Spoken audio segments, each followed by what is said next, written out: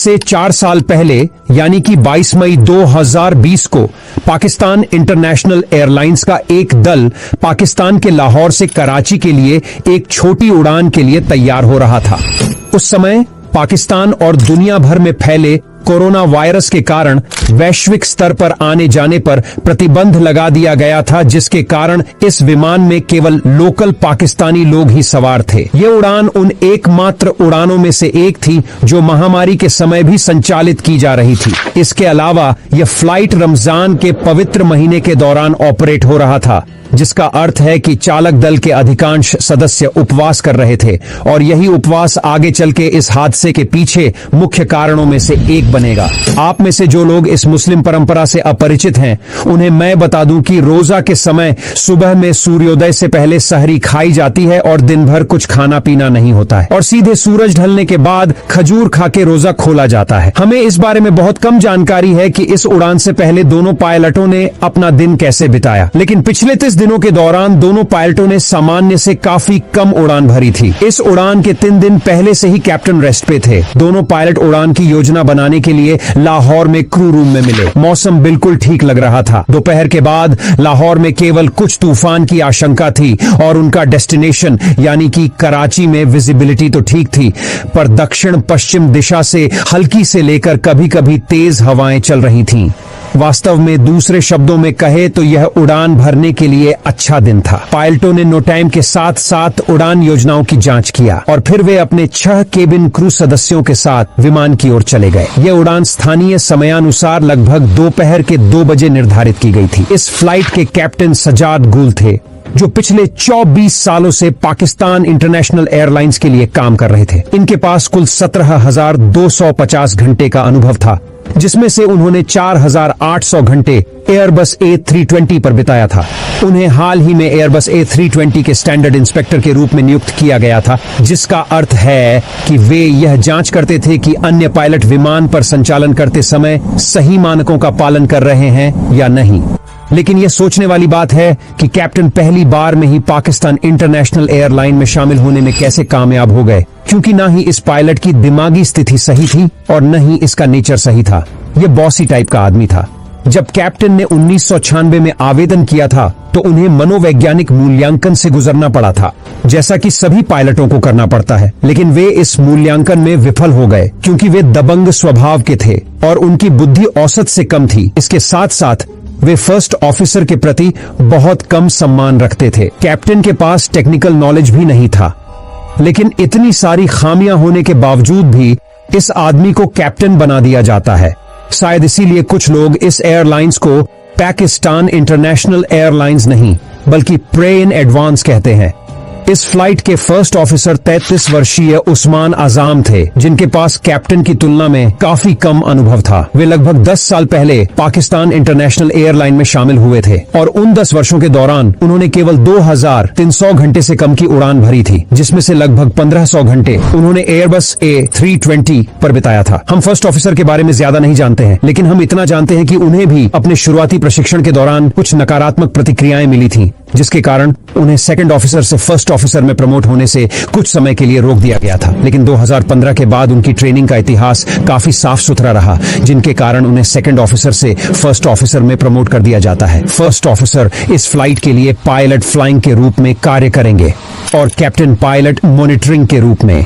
वे जिस विमान को उड़ाने जा रहे थे वह 16 साल पुराना एयरबस A320 था, जो 2 CFM 56 high bypass turbofan engine से लैस था। इस उड़ान से पहले विमान ने कोरोना वायरस के कारण बहुत कम उड़ान भरी थी। ये विमान अच्छी स्थिति में था। केबिन क्रू ने अपनी सुरक्षा जांच पूरी की और 91 यात्री और 8 क्रू इस विमान में सवार होते हैं। इस उड़ान के सभी यात्री पाकिस्तानी नागरिक थे जो संभवतः अपने परिवार के साथ फिर से जुड़ना चाह रहे थे, जहां वे पिछले महीने कोरोना के वजह से नहीं जा पाए थे। 1:05 और 30 सेकंड पर पाकिस्तान इंटरनेशनल एयरलाइंस की फ्लाइट 8303 लाहौर में मौजूद अल्लामा इकबाल इंटरनेशनल एयरपोर्ट से कराची में मौजूद जिन्ना इंटरनेशनल एयरपोर्ट के लिए टेक ऑफ करती है। ये फ्लाइट कुल 1 घंटे 45 मिनट की होने वाली थी, जिसमें इसे 1021 किलोमीटर का सफर करना था। टेक ऑफ करने के कुछ समय बाद केबिन क्रू में से एक ने पायलटों को फोन किया और पूछा कि क्या वे हल्का नाश्ता करना चाहते हैं, लेकिन दोनों पायलटों ने विनम्रता से मना कर दिया क्योंकि वे अभी भी उपवास कर रहे थे। धीरे धीरे विमान फ्लाइट लेवल 340 या 34,000 फीट पर पहुंच गया, जहां उन्हें लगभग 45 मिनट तक क्रूज करने के लिए कहा गया। वॉइस ट्रांसक्रिप्ट के हिसाब से पायलट इस समय महामारी पर चर्चा कर रहे थे कि कैसे कोरोना वायरस लोगों की जिंदगी को प्रभावित कर रहा है। 1:24 और 24 सेकंड पर फ्लाइट को कराची क्षेत्र नियंत्रक को सौंप दी गई, जिन्होंने फ्रीक्वेंसी पर उनका स्वागत किया और फिर उन्हें कराची में नवाब शाह 2A के आगमन के लिए मंजूरी दे दी। कंट्रोलर ने उनसे यह भी कहा कि वे रनवे 25 लेफ्ट के लिए ILS अप्रोच की उम्मीद कर सकते हैं। चूंकि फर्स्ट ऑफिसर पायलट फ्लाइंग के रूप में कार्य कर रहे थे, इसलिए यह उनका ड्यूटी था कि वे अप्रोच ब्रीफिंग को तैयार करें। विमान के लगातार उतरने के बावजूद भी वे लैंडिंग की तैयारी नहीं कर रहे थे। इसके बजाय पायलट कुछ अन्य गैर परिचालन चीजों के बारे में बात कर रहे थे। आमतौर पर लैंडिंग करने से 100 नॉटिकल माइल्स पहले ही या फिर 185 किलोमीटर पहले ही लैंडिंग की तैयारी शुरू कर दिया जाता है। पायलट्स ऐसा इसलिए करते हैं क्योंकि लैंडिंग के पहले उन्हें वास्तव में बहुत सारी चीजें करनी होती है। लैंडिंग के ठीक पहले पायलट फ्लाइंग आमतौर पर कंट्रोल पायलट मॉनिटरिंग को सौंप देता है, जिसका अर्थ है कि इस अवधि के दौरान पायलट मॉनिटरिंग, रेडियो और नियंत्रण दोनों को ही संभालेगा। और इस समय पायलट फ्लाइंग सारे रेडियोज, फ्लाइट मैनेजमेंट कंप्यूटर और मिनिमस को चेक करेगा, और ये सब हो जाने के बाद पायलट फ्लाइंग किसी भी संभावित खतरे और उससे निपटने के बारे में पायलट मॉनिटरिंग को बताएगा, जिसके बाद आगमन प्रक्रिया, मिस्ड अप्रोच, लैंडिंग डिस्टेंस और टैक्सी रूटिंग को कैलकुलेट किया जाता है। यदि पायलट हवाई अड्डे से बहुत परिचित हैं या यदि वे दूसरी बार उस दिन उसी हवाई अड्डे पर पहुंच रहे हैं, तब इन सब चीजों को कैलकुलेट करने का समय घटाया जा सकता है, लेकिन इस प्रक्रिया को कभी भी पूरी तरह से हटाया नहीं जा सकता है। लेकिन पायलट इस अप्रोच ब्रीफिंग को पूरा करने के किसी भी इरादे के बिना गैर परिचालन चीजों के बारे में बात करते रहे, जो कि उन्हें नहीं करना चाहिए था। स्थानीय समय अनुसार 2:15 पर फर्स्ट ऑफिसर ने इनिशियल डिसेंट के लिए कंट्रोलर से संपर्क किया। तब कराची कंट्रोलर ने अनुरोध का उत्तर दिया और उन्हें शुरू में फ्लाइट लेवल 100 तक उतरने की मंजूरी दी। ऊंचाई की मंजूरी प्राप्त होने के बाद उड़ान भरने वाले पायलट को FCU में नई ऊंचाई सेट करनी चाहिए और फिर सेट कहना चाहिए, और उसके बाद पायलट मॉनिटरिंग को यह सत्यापित करना चाहिए कि दर्ज किया गया मान वही है जो उसने सुना था या नहीं, और यदि ऐसा था तो उसे जवाब देना चाहिए कि फ्लाइट लेवल 100 की जांच की गई। इस तरह ऐसा करने से गलती होने की संभावना बहुत कम हो जाती है। ये एक अत्यंत महत्वपूर्ण प्रक्रिया है, लेकिन किसी भी पायलट की ओर से कोई कॉल आउट नहीं किया गया। इस सबेन पॉइंट तक विमान को 3000 फीट की हाइट तक उतर जाना चाहिए था, पर इस पॉइंट तक आने के बावजूद भी पायलटों ने विमान को नीचे नहीं उतारा। कंट्रोलर पायलटों से अप्रोच कंट्रोल से संपर्क करने के लिए कहते हैं। कई बार कोशिश करने के बावजूद भी वे पायलटों से संपर्क करने में असमर्थ रहते हैं। कंट्रोलर अब गार्ड फ्रीक्वेंसी पर विमान से संपर्क करने की कोशिश करते हैं। आपकी जानकारी के लिए बता दें कि गार्ड फ्रीक्वेंसी एक विशेष रेडियो फ्रीक्वेंसी होती है जो किसी आपात स्थिति के लिए आवंटित की जाती है। यह एक ऐसी फ्रीक्वेंसी होती है जिसका उपयोग कंट्रोलर और पायलटों के बीच आपसी बातचीत के लिए किया जाता है, पर 2 बार गार्ड फ्रीक्वेंसी पर कॉल करने के बावजूद भी पायलटों की तरफ से कोई जवाब नहीं आता है। आखिरकार कई बार कोशिश करने के बाद पायलटों की तरफ से जवाब आता है और एक बार फिर से फ्लाइट 8303 से कनेक्शन रीएस्टैब्लिश्ड हो चुका था। जब विमान को कराची अप्रोच को सौंपा गया, तब कराची अप्रोच ने उन्हें 3000 फीट नीचे तक उतरने के लिए मंजूरी दे दिया। इस समय विमान मैकली वे पॉइंट के पास मौजूद था। मैकली वे पॉइंट तक पहुंचने के बाद भी विमान 9000 फीट की हाइट पर मौजूद था, जबकि इसे इस समय 3000 फीट की हाइट पर होना चाहिए था। कंट्रोलर ने पायलटों से पूछा कि क्या आप लोग सच में लैंडिंग के लिए तैयार हैं? तब पायलटों ने जवाब दिया कि हाँ, हम लोग लैंडिंग के लिए तैयार हैं। नॉर्मल लैंडिंग के दौरान विमान को 3 डिग्री के एंगल पर होना चाहिए, पर इस समय विमान 6 डिग्री पर था। पायलटों ने स्पीड ब्रेक लगाया, जिससे ड्रैग इंक्रीज हो गया। कराची टावर ये सब कुछ देख रहा था। कराची टावर ने हॉटलाइन पर कराची अप्रोच को फोन किया और उन्हें बताया कि फ्लाइट 8303 बहुत ऊंचाई से ही लैंडिंग करने की कोशिश कर रहा है, जिस पर अप्रोच कंट्रोल ने उन्हें ऊंचाई कम करने के लिए 360 डिग्री का टर्न लगाने के लिए कहा। पर पायलटों ने ऐसा नहीं किया। पायलट ना ही कोई रूल और ना ही कोई एटीसी द्वारा दिए गए निर्देशों का पालन कर रहे थे। स्पीड ब्रेक्स के डिप्लॉय होने के बावजूद भी विमान काफी ऊंचाई पर था। जब वे एयरपोर्ट से महज 18 किलोमीटर दूर थे तब विमान को 3000 फीट के आसपास होना चाहिए था, पर विमान अभी भी 7000 फीट के आसपास फ्लाई कर रहा था। इस बिंदु पर कराची अप्रोच ने चिंता से कहा कि सर, यदि आप चाहते हैं तो एक ऑर्बिट उपलब्ध है। True orbit is available if you want. Negative, sir. We are comfortable. We can make it, inshallah. पायलटों ने ऊंचाई को कम करने के लिए 360 डिग्री का टर्न लगाने से मना कर दिया। वे अब रनवे से मात्र 6.5 नॉटिकल माइल या लगभग 12 किलोमीटर दूर थे, पर अभी भी विमान 3700 फीट पर फ्लाई कर रहा था। फर्स्ट ऑफिसर ने विमान के नोज को काफी तेजी से नीचे की ओर धकेला, जिसके कारण ऑटो पायलट मोड डिस्कनेक्ट हो जाता है और कॉकपिट में मास्टर वार्निंग और सीआरसी वार्निंग बजने लगता है, क्योंकि विमान काफी तेजी से नीचे की तरफ जा रहा था। उसके ठीक बाद जीपीडब्ल्यू या ग्राउंड प्रॉक्सिमिटी वार्निंग सिस्टम सक्रिय हो जाता है। विमान अब 7400 फीट प्रति मिनट की गति से नीचे की तरफ जा रहा था। कुछ सेकंड्स बाद कॉकपिट में सिंक रेट और पुल अप चेतावनियां भी बजने लगती हैं। विमान को ऊपर ले जाने के लिए फर्स्ट ऑफिसर ने साइड स्टिक को पीछे की ओर खींचा, लेकिन अभी भी विमान 5030 फीट प्रति मिनट की गति से नीचे की तरफ जा रहा था, जो सामान्य से कहीं अधिक है। जब ये सब हो रहा था तभी लैंडिंग गियर गलती से पीछे हट जाता है, जिसकी वजह से व्हील्स अंदर की तरफ चले जाते हैं और स्पीड ब्रेक भी बंद हो जाता है। 2:32 पर कराची अप्रोच कंट्रोल ने फ्लाइट 8303 को रनवे 25 लेफ्ट पर लैंडिंग के लिए मंजूरी दे देता है।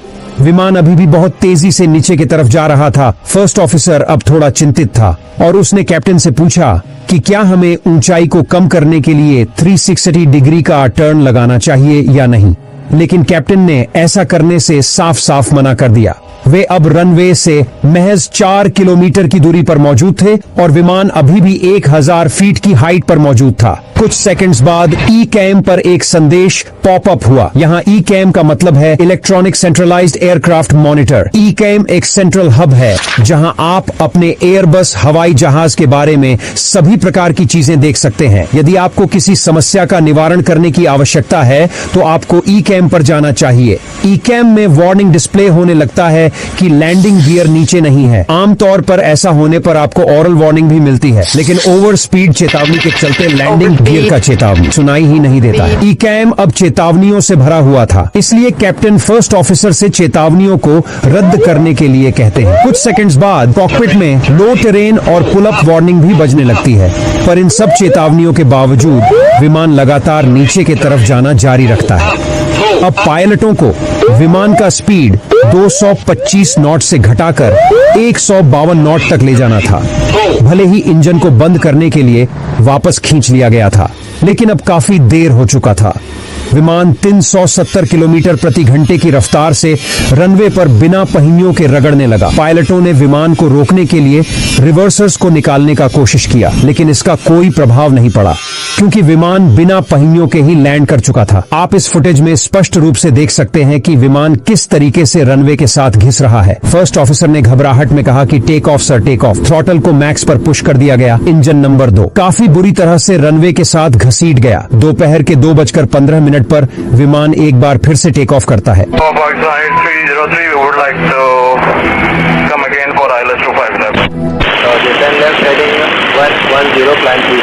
Left heading confirm. Left heading 110, climb 3000.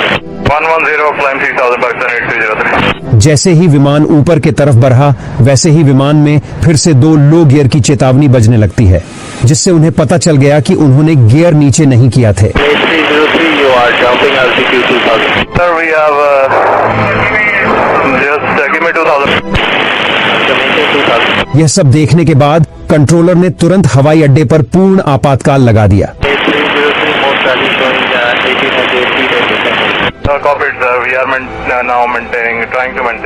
Engine 1 से लगातार तेल बह रहा था, जिसके कारण इंजन नंबर 1 भी 2:15 पर काम करना बंद कर देता है। जी sir, proceeding back, sir. We have lost engines.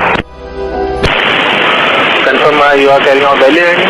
Pakistan international airlines flight 8303 अब दुनिया के सबसे घनी आबादी वाले क्षेत्रों में से एक के ऊपर टाइम बम की तरफ फ्लाई कर रहा था। Runway available to land at 25. कुछ सेकंड्स बाद विमान लेफ्ट की तरफ झुकना शुरू कर देता है। विमान अब काफी तेजी से नीचे की तरफ जा रहा था। कैप्टन रनवे की तलाश कर रहे थे ताकि विमान को जल्द से जल्द लैंड कराया जा सके। कॉकपिट में स्टॉल वार्निंग सक्रिय हो चुका था।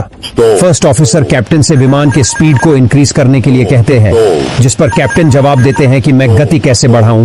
दोनों की दोनों ही इंजन फेल हो चुका है। पायलटों ने विमान को कराची में मौजूद फैसल एयर बेस पर उतारने का सोचते हैं, पर उन्हें एयर बेस दिखाई ही नहीं देता है। कैप्टन फर्स्ट ऑफिसर से कहते हैं कि वे केबिन क्रू को सीट पर बैठने के लिए कहे। ये कहने के तुरंत बाद कैप्टन करके चिल्लाने लगते हैं। फ्लाइट 8303 दोपहर 2:40 पर जिन्ना अंतर्राष्ट्रीय हवाई अड्डे से मात्र 3 किलोमीटर दूर कराची की घनी आबादी वाले मॉडल कॉलोनी में दुर्घटनाग्रस्त हो गया, जिसके कारण विमान के अंदर मौजूद 99 लोगों में से 2 को छोड़कर बाकी सभी लोग इस दुर्घटना में मारे गए और जमीन पर मौजूद एक व्यक्ति भी घातक रूप से घायल हो गया। आपातकालीन सेवाओं को तुरंत घटनास्थल की ओर भेजा गया, लेकिन पतली गलियों और लोगों की भारी भीड़ जो अब मदद करने की कोशिश करने के लिए आए थे, उनके कारण बाधित हो गई। दुर्घटना का कारण स्पष्ट रूप से मानक संचालन प्रक्रियाओं का पालन न करना और दोनों पायलटों द्वारा एयर ट्रैफिक कंट्रोलर के निर्देशों की अवहेलना करना पाया गया। यह भी पाया गया कि एयर ट्रैफिक कंट्रोलर को चालक दल को गियर अप लैंडिंग के बारे में तुरंत सलाह देनी चाहिए थी, क्योंकि इससे पायलटों को मुद्दे की गंभीरता को समझने में मदद मिल सकती थी। इसके अलावा एक अन्य संभावित कारण यह था कि पायलट उपवास कर रहे थे, जिसके कारण उन्होंने अपने काम को निरंतरता से नहीं किया। इस दुर्घटना के बाद कई सिफारिशें की गईं, जिनमें से एक सिफारिश थी कि यात्री और चालक दल के सुरक्षा के लिए नियमों, प्रक्रियाओं और क्रू रिसोर्स मैनेजमेंट का उचित पालन करना अत्यधिक महत्वपूर्ण है। इसके अलावा एयरलाइन कंपनियों को अपने पायलटों के साथ नियमित तौर पर प्रशिक्षण और जांच करने की जरूरत है। इससे वे उन्हें चुनौतियों का सामना करने और सुरक्षित उड़ान भरने में मदद कर सकें। कुल मिलाकर यह घटना यह साबित करती है कि हवाई सुरक्षा में नियमों, प्रक्रियाओं और क्रू रिसोर्स मैनेजमेंट का सख्त पालन होना अत्यधिक आवश्यक है, ताकि ऐसी दुर्घटनाएं न घटें और यात्री और चालक दल की सुरक्षा सुनिश्चित हो सके।